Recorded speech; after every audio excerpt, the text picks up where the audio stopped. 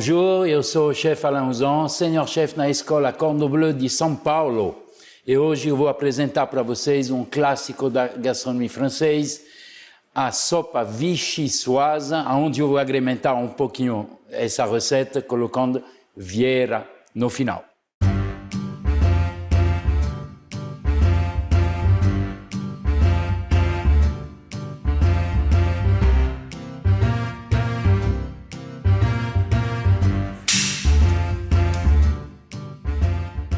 Para mim, a vichyssoise é extremamente comum.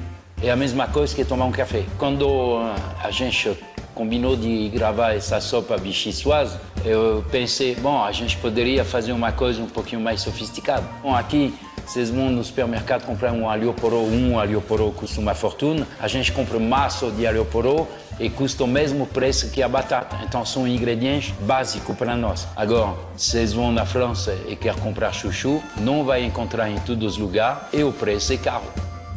Não são produto cultural. E fazer uma sopa de alho poró com batata, a gente não chamava isso de vichyssoise, a gente sempre falava poireau pomme de terre, alho poró batata. E o comum. Agora, essa vez nós fizemos uma readaptação incorporando um pouquinho de vieira, para dar uma certa riqueza. Eu considero que fazer essa sopa de um jeito bem feito é uma graduação média. Não é tão fácil, não é extremamente complicado. Para servir isso dentro de um restaurante, precisa que está bem feito.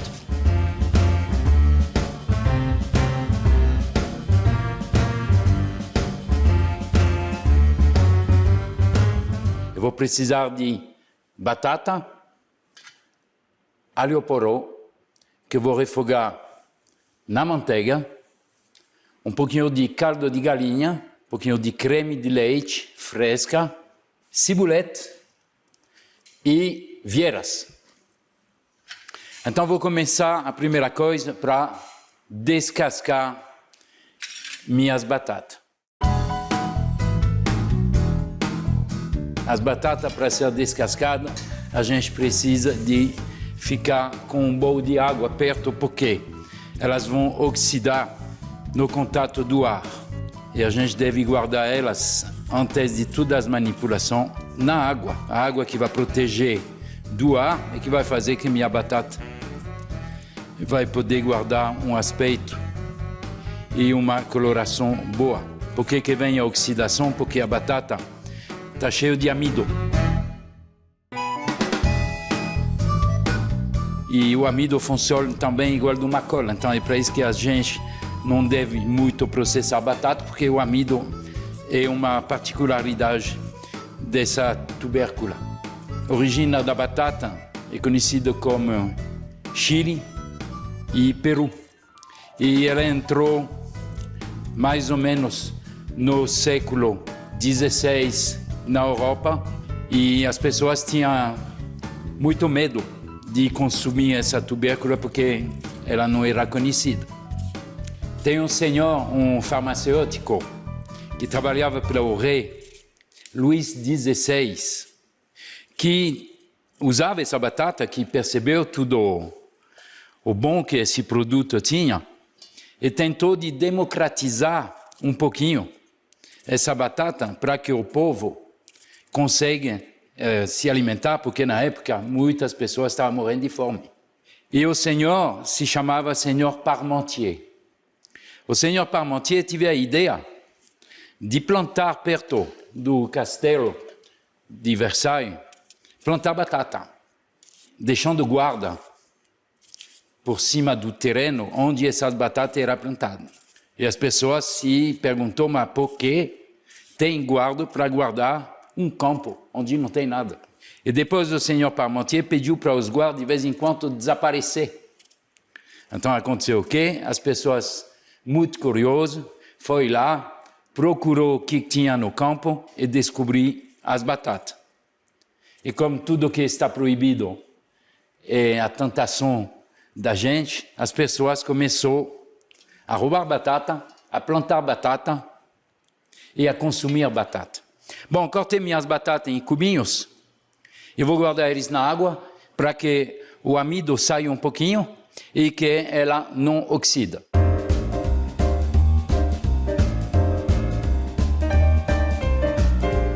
A batata tem um gosto meio neutro. Depende da variedade de batata que você vai usar. Aqui em São Paulo, vamos dizer que a gente consegue encontrar 5 tipos. Então já está limitando. O alho poró é um produto extremamente delicado. O alho poró se consome desde a época dos egípcios. Então é um legume antigo, mas a gente usa o alho poró como a gente usa uma cebola ou uma dente de alho. Do mesmo jeito, com a mesma frequência. A gente pode usar alho poró várias camadas, uma por cima da outra. Pode tirar as camadas e usar igual de um cannelloni para poder rechear com um creme. Em todos os lugares a gente usa o alho poró de uma grande facilidade. Para nós na França, do norte ao sul, este a oeste, a gente, qualquer lugar que vende legumes tem alho poró.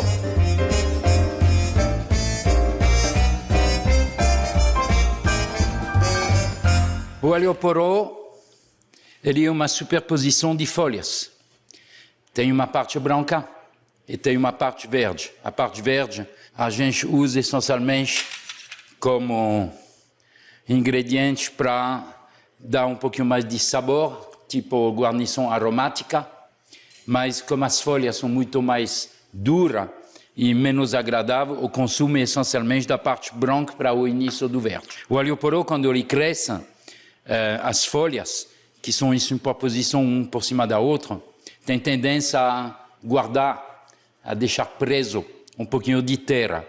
E para limpar esse alho poró, então geralmente a gente retira a primeira folha que está murcha, segurando o alho poró a partir da parte onde o branco começa a desaparecer, a gente vai dar uma incisão assim e vamos dar uma outra incisão do outro lado para fazer tipo uma cruz. Através disso a gente consegue liberar as folhas e daqui para o pé não tem terra. É onde as folhas começam a abrir que tem mais terra. E aqui eu vou deixar isso na água e depois passar a mão entre as folhas para poder liberar o pouco de terra que pode aparecer.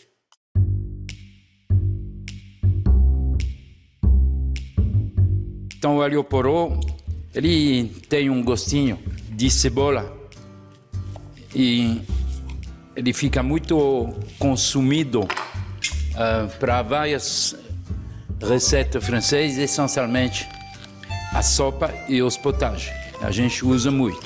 Quando tem alho poró jovem, quer dizer, os alho poró pequenininhos, que são bem pequenos, tamanho de um dedo, a gente cozinha eles no vapor, na água, e a gente serve eles frio com uma vinagrete. Uma vinagrete que, para nós, vinagrete é um molho à base de mostarda, de óleo, sal, pimenta e sal.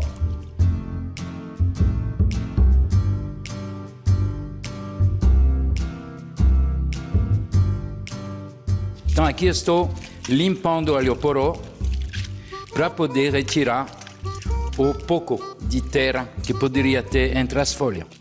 Isso é necessário porque se a gente encontra um residual de terra por dentro da sopa, não fica agradável, nem no consumo, nem na mordida. Então aqui, realmente, eles vão ficar bem limpos. De preferência, usar uma água gelada. Através disso, o alho poró vai manter uma certa firmeza.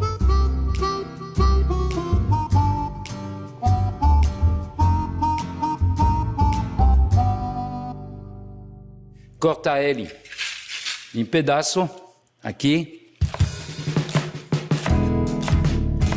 mais ou menos 1 centímetro, para poder refogar eles junto com meus cubinhos de batata.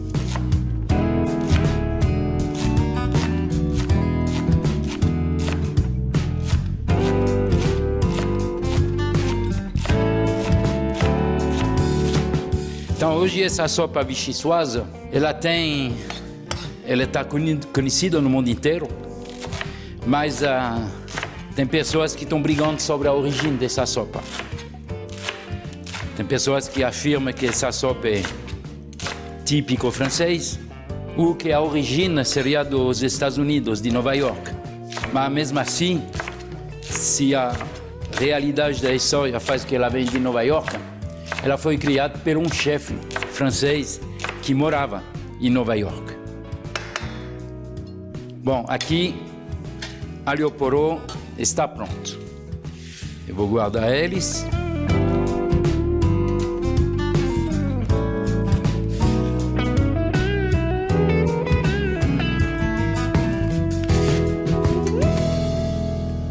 Para poder começar a refogar dentro de uma panela com manteiga. Podemos usar manteiga comum, não tem problema. A manteiga comum não vai dar tempo de queimar, nem de virar noisette. Aqui, só um pouquinho de manteiga. Para quem me conhece, acha estranho que eu boto pouco manteiga. Mas vou me recuperar depois.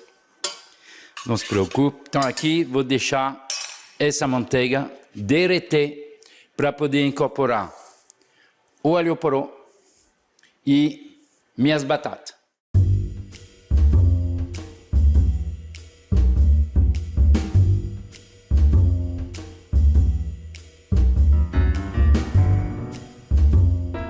E vamos deixar o alho poró absorver essa manteiga, começar a cozinhar, e a gente chama de, quando a gente faz esse tipo de processo, a gente fala de fazer um fondue de alho poró, quer dizer, o alho poró vai absorver um pouquinho a manteiga e o alho poró vai derreter, ele vai começar a derreter. Claro que tem algumas fibras que vão ficar presentes, as batatas também que vão entrar, o resto da batata que vai entrar depois, elas mesmas vão cozinhar bastante. Elas não vão deixar um residual fibroso, mas o alho poró vai ter algumas folhinhas que não vão desaparecer. Eu vou precisar de retirar elas depois, quando tudo isso vai ser cozido. Por enquanto, eu vou deixar alho poró absorver a manteiga.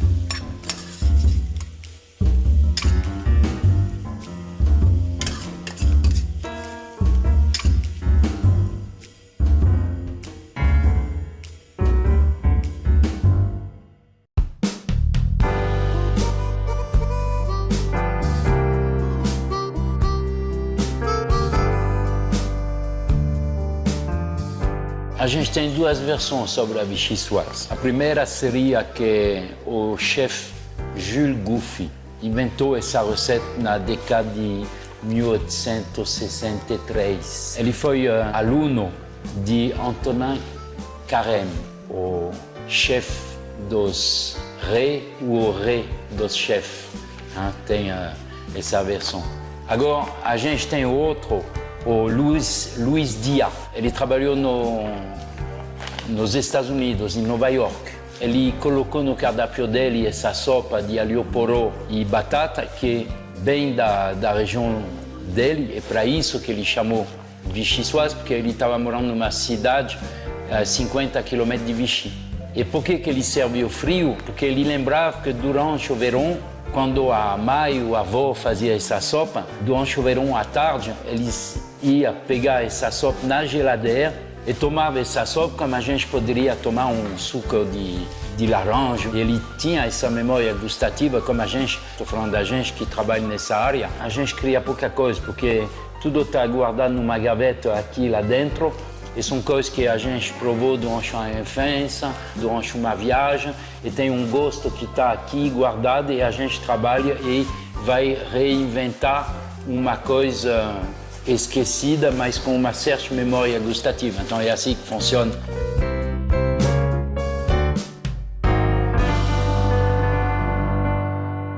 Tem uma terceira versão que não está muito certa.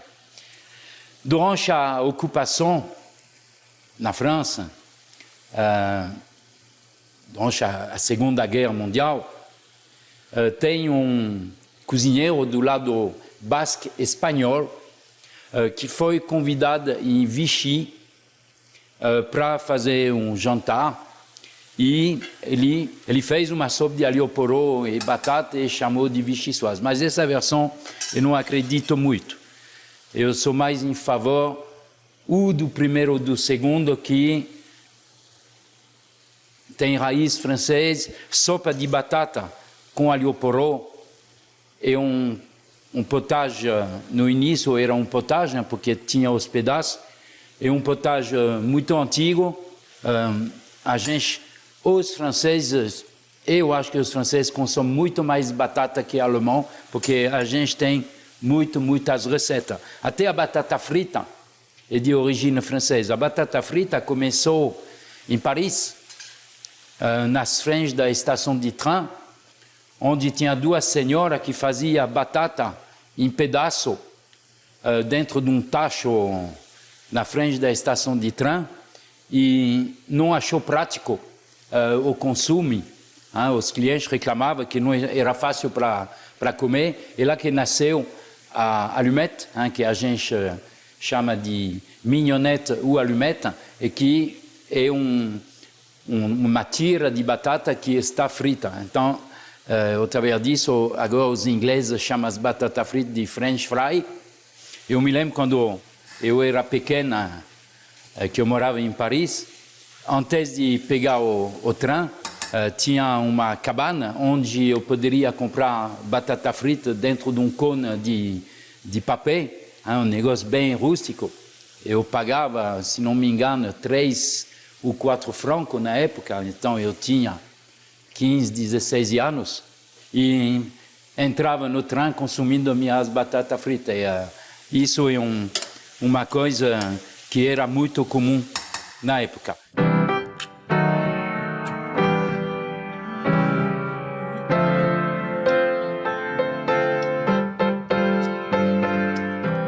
Tem muita receita que tem história fantástica, que são de verdade e que hoje faz parte do patrimônio francês, mas olhando, por exemplo, meu colega de trabalho, o chefe Paulo, quando ele faz receita do Brasil e que ele conta a história de vários lugares do Brasil, eu estou perdido. Mesmo se as técnicas que ele está usando com ingredientes que eu já vi, que eu conheço, mas ele tem uma coisa a mais.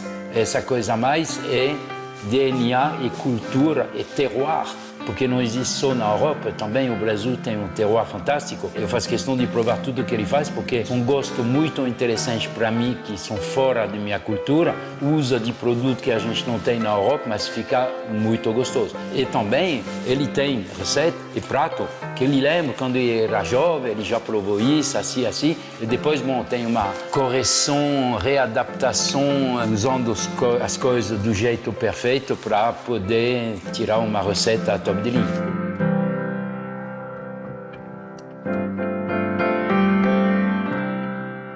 Bom, por enquanto eu estou suando. Meu alho poró está demorando um pouquinho, porque eu não quero ser agressivo. Se a gente cozinha devagar, ele não vai pegar uma cor, ele não vai dourar. Eu não quero que ele fique dourado, eu quero só que ele fique suando. Essa é a coisa que me importa a mais. Depois que ele vai ser bem suado, ele vai amolecer. E o fato de amolecer, eu tenho mais chance de poder pegar o próprio gosto. É para isso que, por enquanto, eu estou esperando um pouco para colocar o resto da batata. Aqui as vieiras. As vieiras que eu vou colocar no final, por cima de minha vichyssoise. Isso não tem nada a ver com a receita tradicional. É só para fazer um prato um pouquinho mais chique, sabendo que a vieira combina muito bem, mas muito bem, com essa vichyssoise e com alho poró. A gente pode fazer fondue só salteada de alho poró, de guarnição para vieira que passou só no azeite, só com um pouquinho de manteiga, servir de entrada, servir de prato principal. São dois produtos que combinam muito bem. A vieira é uma concha que A realidade, isso seria o músculo que está segurando a parte de cima e de baixo dessa concha. E aqui tem um pequeno músculo bem durinho, que faz parte da noix. Isso a gente chama isso de noix de Saint-Jacques. Então, o músculo a gente retira, porque não tem a textura da vieira. A vieira é macia. O músculo tem exatamente o mesmo gosto, mas ele é durinho. Então, sempre a gente retira esse músculo. Esse eu vou guardar aqui por enquanto, até que vou guardar na geladeira.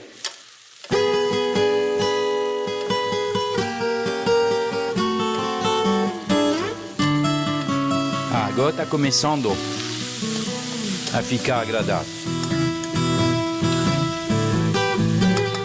E agora que eu vou colocar o resto de minhas batatas.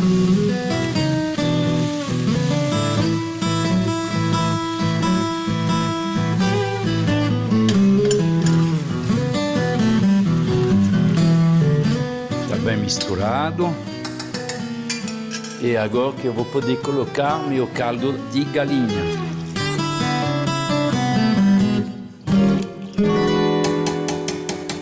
Então, vieira, produto considerado como um produto um pouquinho caro. A pesca da vieira, ela tem datas que são extremamente controladas, porque a vieira demora para poder crescer e se não tem controle sobre a pesca, as pessoas vão pegar vieira adulto ou vieira pequena que não vão dar tempo de crescer e de se reproduzir. Então, a pesca é extremamente controlada. O negócio é de conseguir comprar vieira fresca, porque as vieiras frescas têm um sabor completamente incrível. Quando a gente cozinha as vieiras que são frescas, elas têm um retrogosto de avelã. Eu lembro que a última vez que eu fui lá na França, isso já faz um bom tempo, meu pai era vivo e ele me pediu de fazer para ele um tartar de vieira, ele que não consumia produto cru, porque pode ser que venha da geração, mas a primeira vez que eu fiz isso para ele, eu fiz uma redução de suco de maracujá, coloquei um pouquinho desse suco de maracujá por cima da vieira, um pouquinho de azeite e um pinguinho de suco de limão e servi assim. Ele me olhou do tipo, esse eu não vou comer. E quando ele provou, adorou. Então eu me lembro que é uma das últimas refeições que eu consegui fazer para ele, para deixar ele feliz. Então, vieira é um produto, para mim, que tem um certo carinho também. É para isso que hoje eu vou colocar um pouquinho de vieira por cima dessa sopa.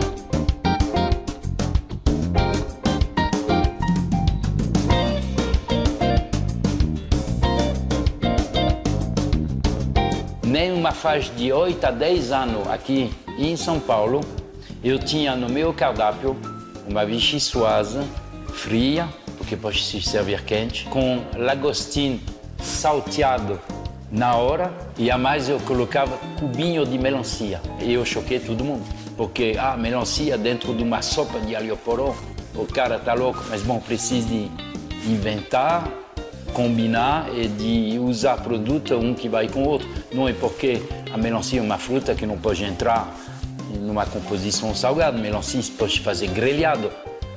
Todo mundo come tomate. Tomate não é um legume, tomate é uma fruta. Então por que não melancia?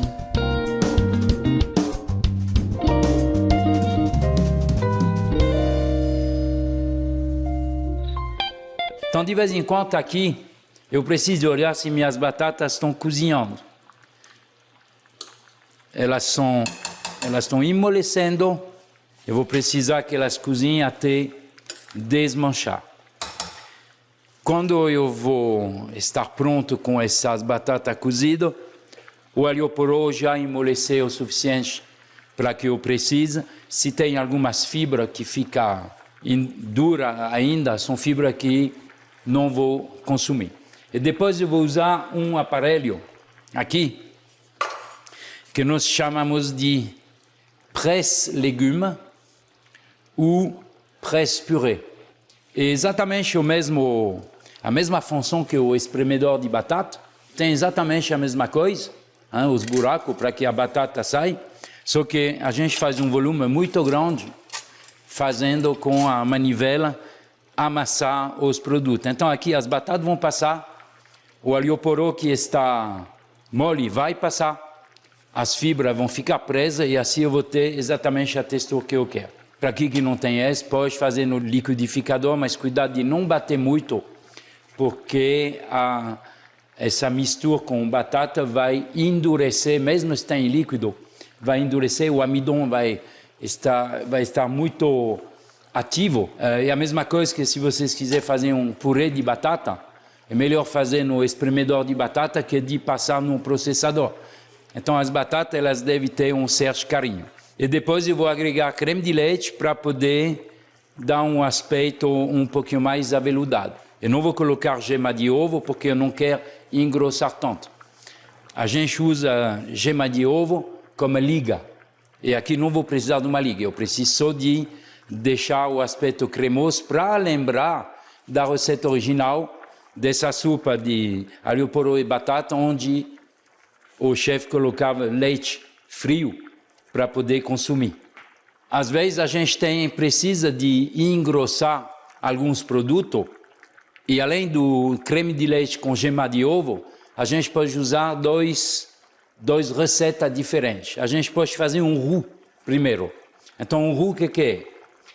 É a mesma proporção de manteiga com farinha de trigo que a gente vai cozinhar para poder incorporar os dois e depois incorporar o líquido para poder engrossar. Então, exatamente a base que a gente está usando quando nós fazemos um bechamel. Essa é a primeira opção. A segunda opção é fazer um roux frio, que a gente chama de beurre manier. A gente pega o mesmo peso de manteiga que de farinha de trigo, mistura a frio e a gente faz tipo uma pasta. E depois a gente incorpora esse beurre manier pouco a pouco dentro do líquido para engrossar. E precisa de deixar cozinhar um pouco para não ter esse residual de farina que vai aparecer. E por que a gente não colocaria só farina por cima? Porque a farina vai pelotar quando vai entrar em contato com o líquido. O fato de ser misturado com a manteiga vai diluir e a farina vai se espalhar e vai poder cozinhar e engrossar o líquido.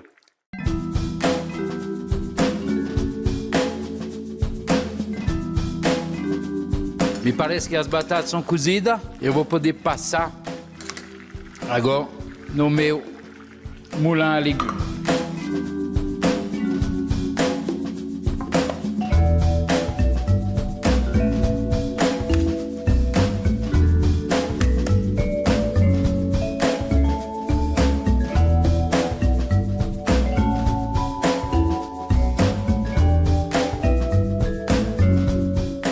Alguns anos atrás estava difícil de encontrar essa máquina aqui no Brasil, porque ajuda muito para bastante preparação. A gente está acostumada na culinária francesa de usar.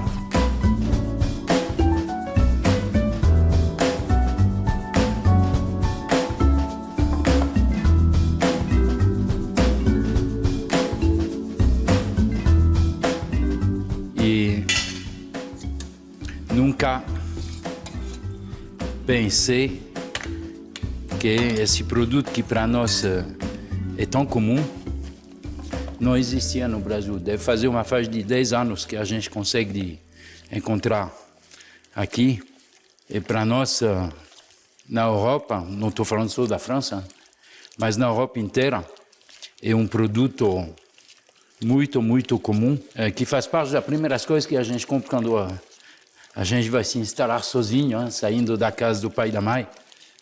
A gente compra uma frigideira e uma panela e um moulin de legumes, porque o consumo de purê de batata é muito comum e como a batata é um produto acessível, então quando a gente começa na vida, precisa de consumir produto que não custa caro. Hein?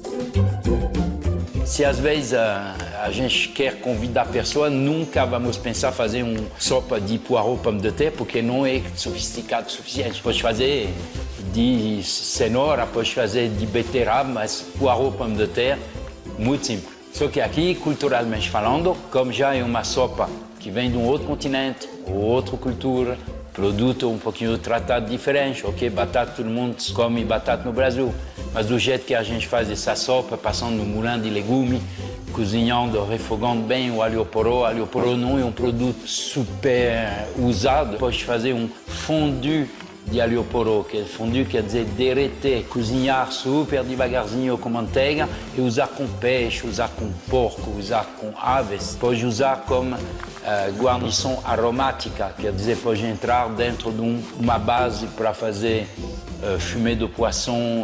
Ele se consome tanto como guarnição aromática ou cortar ele de vários jeitos para poder consumir ele. Uma quiche de alho poró com brie é uma delícia, é uma coisa simples.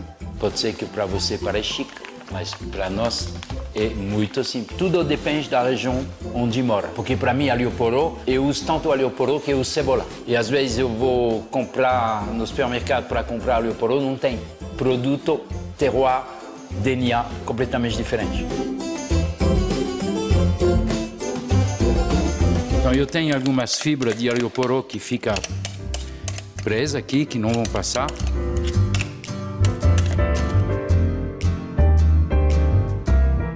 Mas através disso, o amido da minha batata fica intacto, ele não virou uma cola.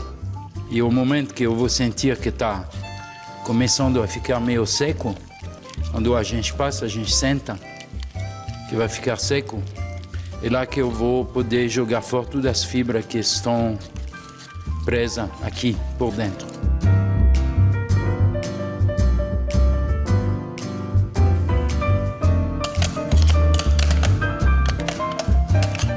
E assim eu vou ter uma textura, realmente tem uma boa textura.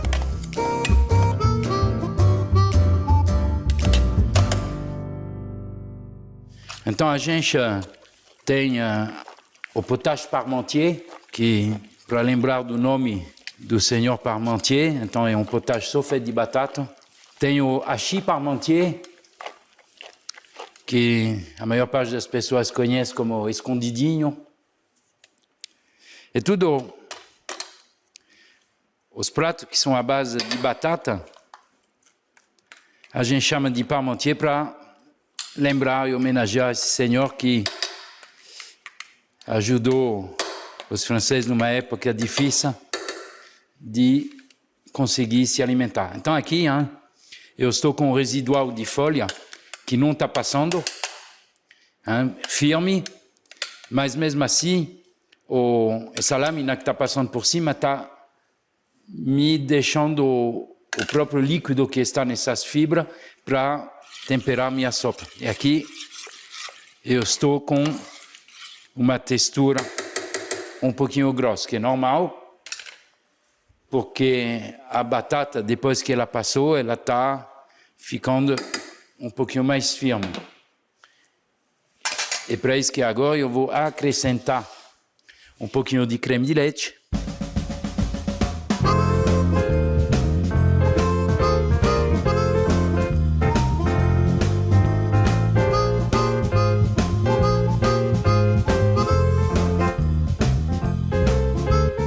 A gente tem um hábito de colocar dentro dessa sopa quente uma colher de creme de leite fresca grossa, que você chama de nata, mas nata de verdade. A gente tem dois tipos de creme de leite na França. Mais líquido, a creme de leite fresco que aqui tem, que lá na França se chama fleurette, e a creme épaisse, creme grossa, que tem uma consistência de um iogurte, mas de creme de leite mesmo. E a gente pega uma boa colher de creme de leite grossa e vai por dentro da sopa, ou quente ou gelada, e deixa o creme de leite espalhar. Para nós mas é super comum.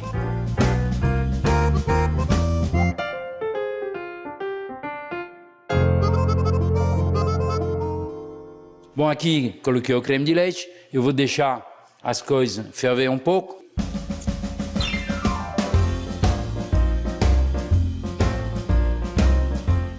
E agora vou preparar minha ciboulette. Todo mundo conhece essa ciboulette como um produto típico francês, cebolinha francês.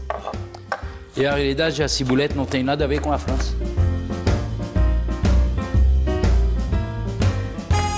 A origem da ciboulette é da China.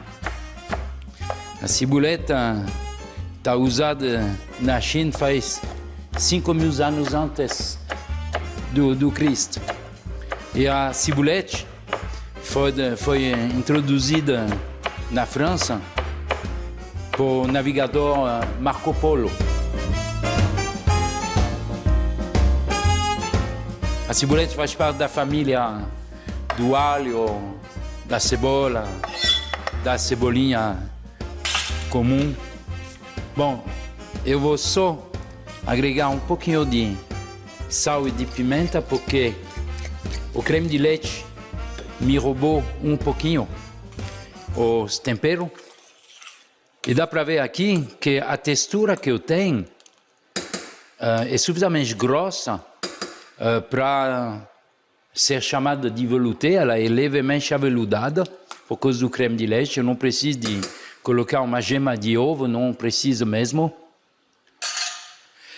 Vou deixar essa sopa só reduzir um pouquinho aqui.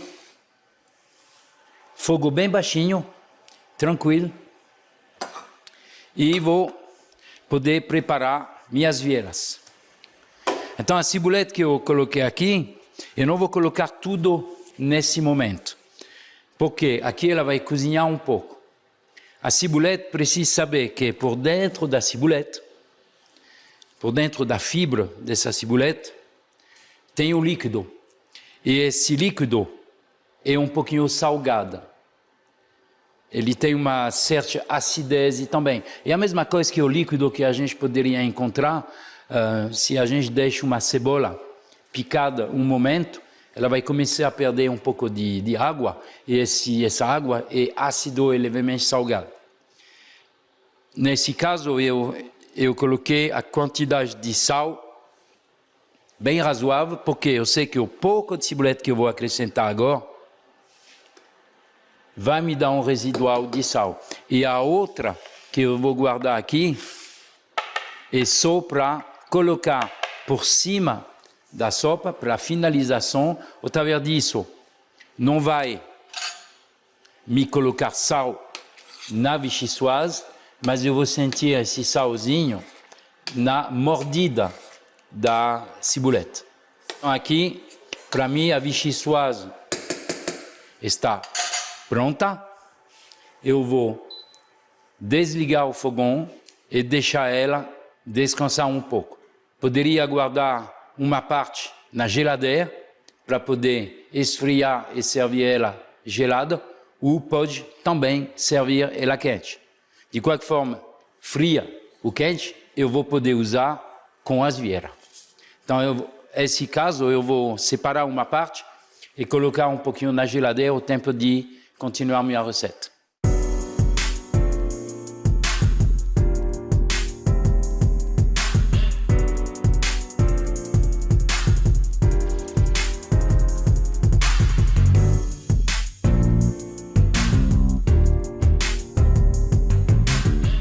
Aqui a vieira, eu vou dar uma secada nela. Eu não quero que ela fique muito molhada.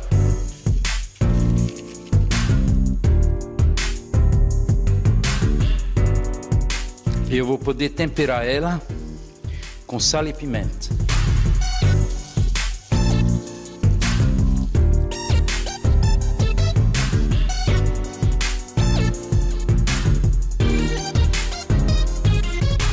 Deixar a manteiga derreter bem e que a manteiga começa a querer queimar, vai dar um leve gosto de avelã. A gente chama isso de beurre noisette.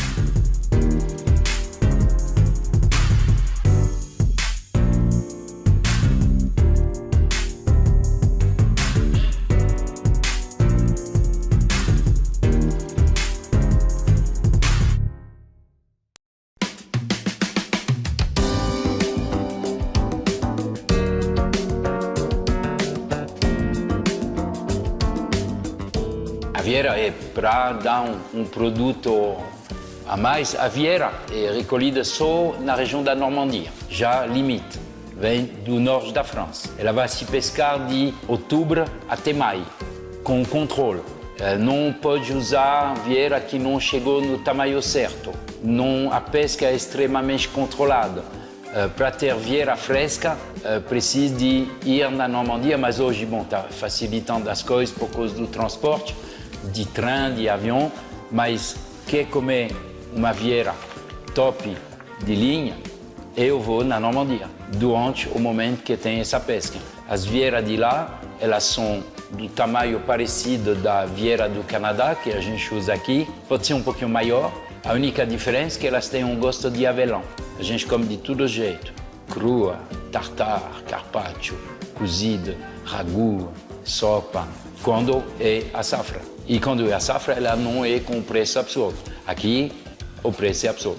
É para dizer que, bom, a gente vai trabalhar e consumir em função do produto que é nascido no próprio lugar para reduzir também o risco de produto que não fica tão bom. Um chuchu que a gente consome na França deve ser pior que o chuchu daqui, porque vai amadurecer durante o transporte. Aqui a gente pode comprar chuchu que amadureceu no pé. E mesmo assim, eu escuto que chuchu não tem gosto. Tem.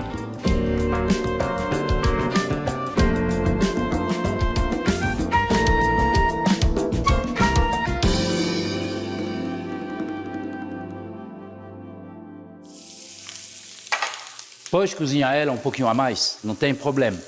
Eu acho isso triste porque mais está cozida, mais endurece. E a gente perde um pouquinho o agradável dela. Então aqui fica douradinha.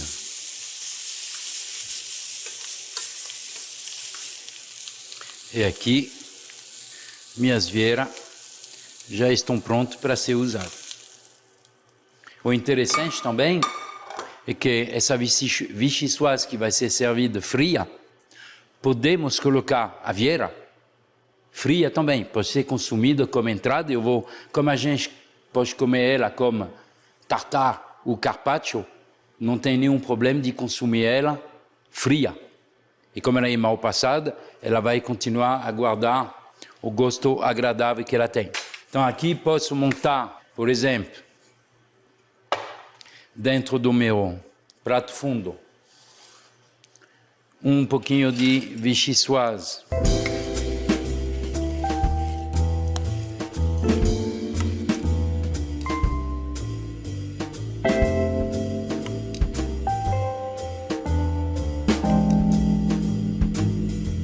Não exagerar, porque está considerada como uma entrada, só se as pessoas querem fazer uma refeição só à noite. Geralmente, quando a gente come uma sopinha à noite, ela é o único prato que a gente tem. Vou mostrar como que a vieira está bem crua.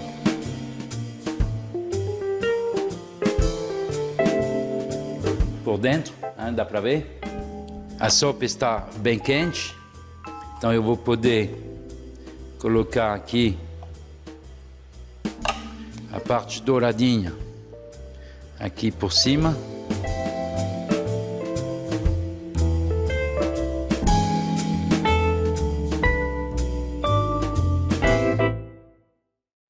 Então aqui pode servir desse jeito.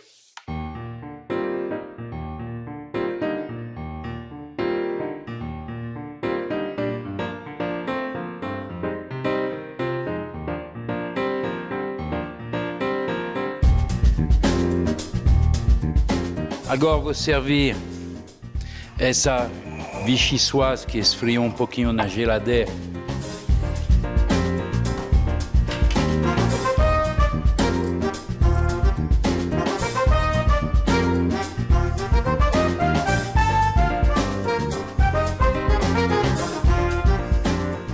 E podemos colocar as vieiras de uma forma um pouquinho diferente.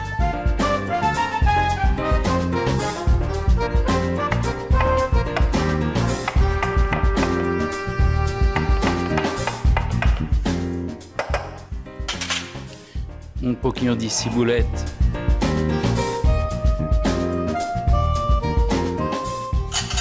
Aqui. E aqui podemos espalhar um pouco de vieira também.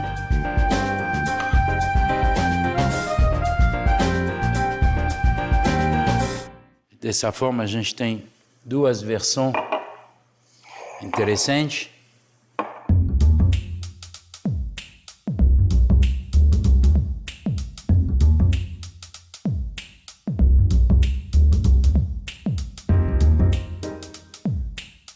Espero que vocês gostaram. Não percam o próximo episódio com o nosso chefe.